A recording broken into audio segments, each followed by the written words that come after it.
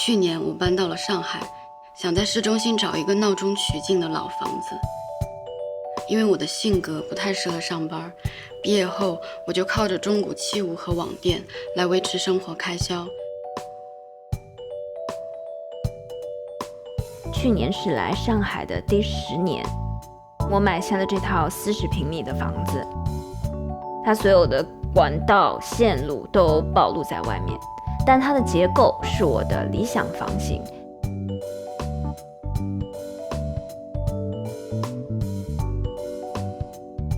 我现在是全职的时尚博主嘛，这个房子一定要完全满足我自己的需求。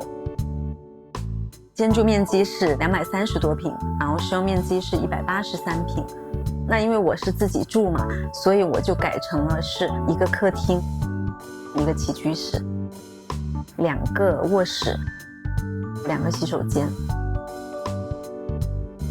在我30岁的时候搬到了梧桐山里生活，过了2年基本没有收入的日子，有120平，我一个人住，花了大概3500块钱吧，就是亲手去改造它。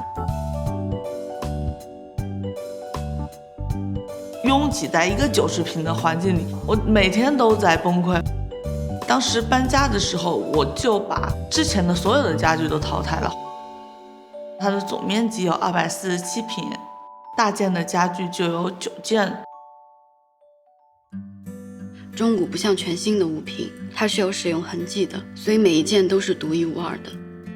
大多数就是凭着感觉，在网上看中了就淘回来。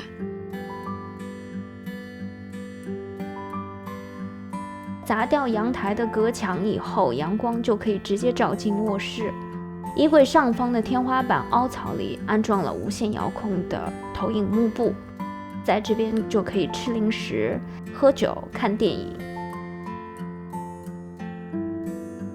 我不喜欢性冷淡风，我也不喜欢小清新，所以你会看到我的家其实还蛮浓墨重彩的，大红大绿。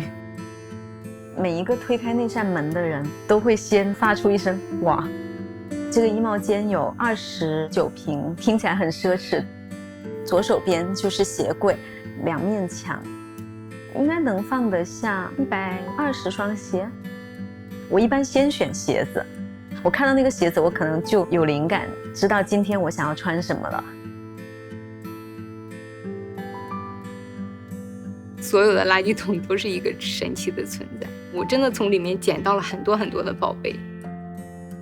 在市区里面捡了一个别人扔在垃圾桶旁的旧沙发，我自己特别喜欢这个榻榻米，它是用4块就是垫仓板改造的，然后上面用了18条牛仔裤剪成布块拼缝成的垫子，然后它就会展现一个新的面貌。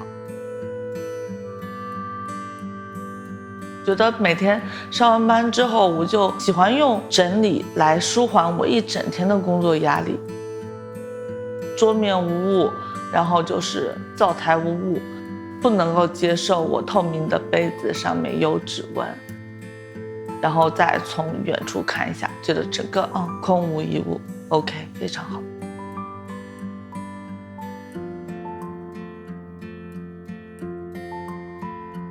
5点钟会自然醒，差不多7点多的时候就会带狗狗去爬山，在晚上10点之前我就会早早的休息了。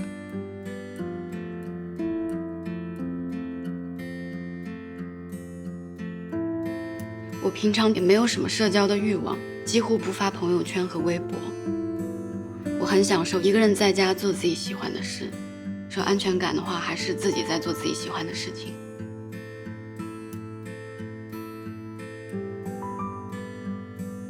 一个女人为什么要住一个这么大的房子？我当时想，我一直有在说一句话，就是在自己的能力范围内给自己最好的。